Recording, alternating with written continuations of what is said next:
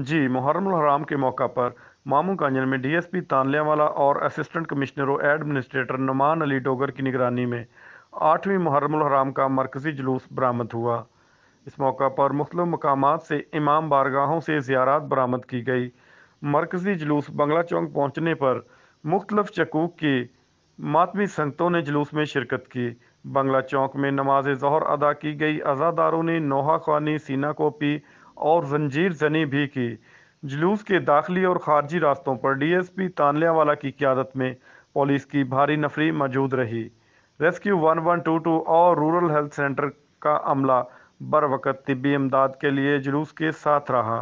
Traffic police के अमले ने भी इमरान वैस की सरपरस्ती में अपने फ़राइज़ सर अंजाम दिए और वापटा मामू कांजन समेत म्यूनसिपल कमेटी मामू कांजन का अमला भी मुतहर्रक रहा।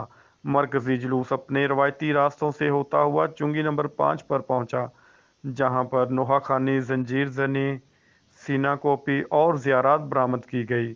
इस मौका पर खिताब हुआ। जुलूस मरकजी इमाम बारगाह कसरे अबू तालब पहुँच कर इख्तिताम पजीर हुआ। जुलूस के रास्तों में ठंडे मशरूबात की सबीलें और लंगरों न्याज की तकसीम का सिलसिला जारी रहा। आखिर में जुलूसी इंतज़ामिया ने तमाम इदारों के सरबराहान का बेहतरीन इंतज़ामात करने पर शुक्रिया अदा किया। जुलूस में मामू कांजन की सियासी और समाजी शख्सियात ने भरपूर शिरकत